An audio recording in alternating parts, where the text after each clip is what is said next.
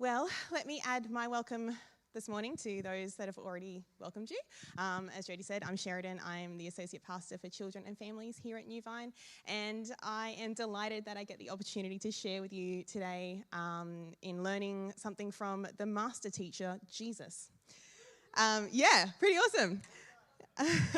So we kicked off 2025 here at New Vine with a new series called The Good Life According to Jesus. And in this series, we're going to work our way through the Sermon on the Mount, which is found in the Gospel of Matthew in chapters 5 to 7. And these chapters contain a collection of Jesus' teachings to his disciples on how they should live in the world. So over the next few months, when you join us here on a Sunday, you're going to get to hear a sermon about a sermon. Pretty sweet. And if you were here last week, you'll recall that Zach shared from the start of chapter 5 in Matthew, in which Jesus shares good news for various groups of people, saying that it is these people who are blessed, or rather that they are the ones who are experiencing the good life. But they aren't the kinds of people that you would expect. They're actually the people who experience the wrongs in this world, or they're those who are working to make those wrongs right. Their experience of life means that they know that the way things are now isn't the way that they should be, and they're perfectly positioned to hear the truth of Jesus' message. Today, we're going to pick up right where we left off last week. We're reading Matthew chapter 5, verses 11 to 16, where Jesus addresses the final group of people he calls blessed.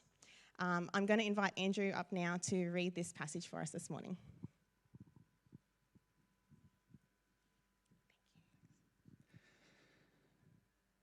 Blessed are you when people insult you, persecute you, and falsely say all kinds of evil against you because of me. Rejoice and be glad, because great is your reward in heaven. For in the same way they persecuted the prophets who were before you. You are the salt of the earth. But if the salt loses its saltiness, how can it be made salty again? It's no longer good for anything except to be thrown out and trampled underfoot. You are the light of the world. A town built on a hill cannot be hidden. Neither do people light a lamp and put it under a bowl. Instead, they put it on its stand, and it gives light to everyone in the house. In the same way, let your light shine before others, that they may see your good deeds and glorify your Father in heaven. Thank you. So, first question about this passage. Who are you? I don't mean who are you, but who is it that Jesus is addressing in these verses? He isn't breaking the fourth wall and having a dear future reader moment. He's looking out at those who are gathered to hear his words, and in this verse, he narrows down his attention to his followers. Where previous blessings were directed to wider and more general groups of people, Jesus will now focus the rest of his teaching and instruction to his disciples. So, if you call yourself a follower of Jesus, then feel free to receive his message here as being for you. But know that good news isn't always easy news. And that's what's happening in verse 11. We're anticipating hardship for those who follow Jesus. Jesus says, "Blessed are you when people insult you, persecute you, and falsely say all kinds of evil against you because of me." Now, Jesus clearly didn't hold with the typical sales tactics of the world. He doesn't hide the cost of discipleship in lengthy terms and conditions, and he's not putting it in a footnote in tiny font with a little asterisk attached. He's making it clear to his disciples that they should expect persecution because of their faith. The way of the world, the corruption and power-seeking drive, the dog-eat-dog nature of broken humanity, it will be at odds with the way of Jesus.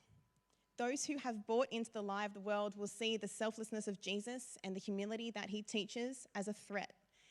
The powerful will be challenged by Jesus' choice of the weak. So if you give or have given your allegiance to Jesus, you should expect challenges because of it. But in verse 12, Jesus encourages his followers not to dismay, but rather tells them to take heart when rejected, even celebrate it. Persecution received because of Jesus and your allegiance to him is a sign that you're on the right track, and the change Jesus makes in your life is evident in the way you live. This is the way that God's prophets were treated in their day. So when Jesus' followers are treated the same way because of their faith and belief in him. They actually stand in the tradition of the faithful. And just as the prophets withstood persecution, Jesus' disciples should also withstand trials because great will be their reward in heaven.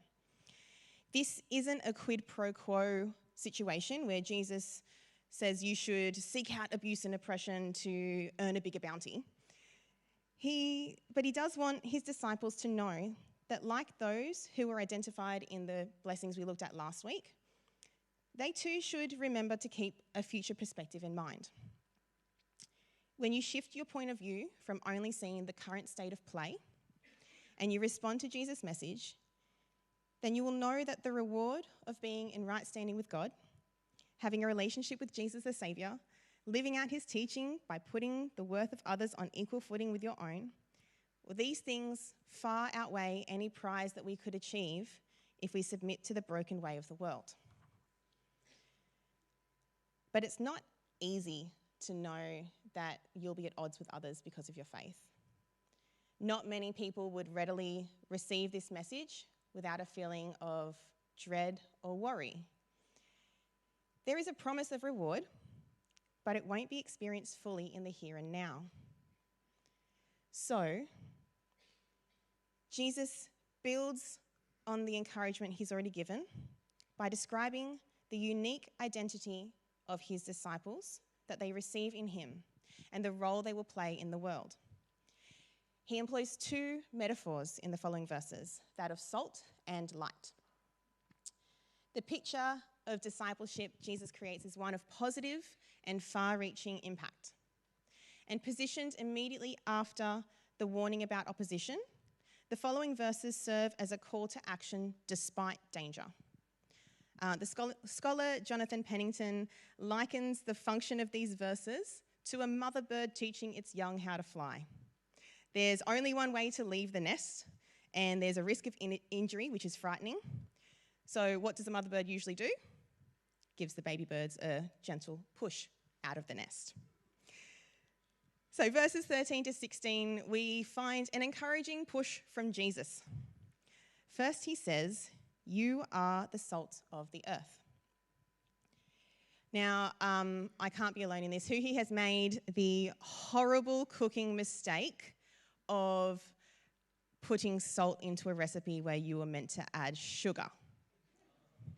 Or you might not have done that, but you might have been trying out a new recipe and been measuring by heart rather than following the recipe requirements. I did that a couple of months ago, trying a new risotto recipe. And let's just say the result was so horrible, we threw the recipe out, and there's no trying that again, even with a promise to follow the instructions very carefully. We know that salt is a powerful and distinct ingredient. It's not a flavour you lose easily in a dish, and a little goes a long way. But salt is not exclusively used in cooking. It's an element that has many functions and has been used throughout history for many purposes. We readily think of salt for its taste, but it's also a preservative. Salting meat prolongs its shelf life. Likewise, salt was also used as a means of purification. And in the biblical text, salt could symbolize peace or friendship or loyalty. There are many possible interpretations, and scholars actually agree that there probably isn't one sole meaning intended here, and that all these options aren't mutually exclusive. In fact, it might be that Jesus chose this metaphor for the very reason that it is such a versatile substance, as a means to encourage his disciples to reflect and meditate on what he could be meaning here. There is one use of salt that I haven't mentioned yet, and it is worth a little bit more discussion. It's probably not one that most of us would readily think of. Certainly wasn't one that I thought of quickly. Oh, I've gone too far. Sorry. No, I haven't. I haven't gone far enough. Anyway, we're going to give up on the slides, I think. So this use is the role of salt in God's covenant with Israel. In Leviticus 2:13, which I might actually have, there we go. The Israelites were instructed to season all your grain offerings with salt. Do not leave the salt of the covenant of your God out of your grain offerings. Add salt to all your offerings. Now, you know something's important when it's repeated 3 times. It's not so much about understanding why salt was used in the offering or what it did that's going to help us with this link. Rather, just acknowledging that salt was an important element of the offering represents something about the covenant relationship Israel had with God. In fact, the term a covenant of salt is used in multiple places in the Old Testament where God commits himself to a promise or relationship with a person or group of people. The fact that Jesus says this to his disciples right after drawing a connection between the prophets suggests that the role of salt in the covenant relationship was on his mind. Those who call themselves followers of Jesus not only step into the role of the prophets, but they also represent God's covenant people to the world. Talk about responsibility, right? If being the salt of the earth speaks to the disciples' identity in Jesus, then the metaphor of being the light of the world speaks to the impact of this identity. Namely, that those who follow Jesus will live such lives that they will draw people's attention to God. In the ancient world, light was often used to refer to revelation or instruction, truth and knowledge. And we actually use it in much the same way today. We describe bright ideas, and we often use the illustration of a light bulb turning on. And we might shed some light on a topic when we're learning about it or puzzling out some problem we've got. So it's fairly easy to understand this aspect of the light metaphor. Being light means one has received Jesus' teaching as wisdom and acknowledges the revelation that Jesus is Lord. Yet that's not all of it. Just as the metaphor of salt drew on Old Testament imagery and references, so too does the metaphor of light. The prophet Isaiah spoke of the coming Messiah in terms of being a light to the nations. In Isaiah 9, verse 2, we read, "The people walking in darkness have seen a great light. On those living in the land of deep darkness, a light has dawned." Then, again speaking of the Messiah, whom we understand to be Jesus, we also read in Isaiah 42:6, "I, the Lord, have called you in righteousness. I will take hold of your hand. I will keep you and will make you to be a covenant for the people and a light for the Gentiles, to open eyes that are blind, to free captives from prison, and to release from the dungeon those who sit in darkness." And again in Isaiah 49:6, it says, "He," being God, says, "It is too small a thing for you to be my servant, to restore the tribes of Jacob and bring back those of Israel I have kept. I will also make you a light for the Gentiles, that my salvation may reach to the ends of the earth." So if we understand Jesus as the true light source spoken of in Isaiah, then it is clear that he is the light of the world. But he calls his followers the light of the world. So the disciples are not only recipients of Jesus' light, but they become light themselves. This makes sense when we think of how Jesus will later commission his disciples to continue in his ministry. Being the light of the world means that you are tasked with sharing the light you receive from Jesus. The scope of the mission is the world, not just the Israelite nation, and this is clear from the verses we've just read. Jesus' light should be shared with any and everyone so that all people have the opportunity to be rescued from darkness. And this metaphor of light is developed further by another image given in verse 14. That is, a town built upon a hill which cannot be hidden. It's not a separate idea that Jesus develops here, but instead it seems to be another way of presenting the point of the light metaphor. Just like light that invades darkness is far-reaching and unmissable, to build something on top of a hill means that it will be in full view of everyone around it, and likely from a considerable distance. Again, the role that Jesus has in mind for his followers goes beyond ministering to only Israel. They are to be far-reaching in their impact. And this positioning on a hilltop for all to see suggests that those who dwell within the town both have a desire to impact on the world around them and a belief that they have something worthwhile to contribute. If not, then they would have built somewhere else, somewhere less noticeable if they wanted to be left alone. This idea of having an impact on the human affairs of the world resonates with the role that Israel was to have as the covenant people of God. Jerusalem, which was Israel's capital, actually was a city built on a hill. As God's covenant people, Israel was meant to live under God's authority and be a blessing to the rest of the nations and people of the world as they lived in accordance with God's law. But Israel didn't remain faithful to the covenant. Therefore, the disciples have inherited this responsibility to be the living embodiment of what Jerusalem was meant to stand for. All this works together to create a clear picture of the role that Jesus envisions for his disciples. By evoking the covenant relationship imagery, aligning his disciples as heirs of the prophetic role, and linking their function to that of light in Isaiah, Jesus wants his followers to see themselves as the heralds of the new era and as the new covenant people.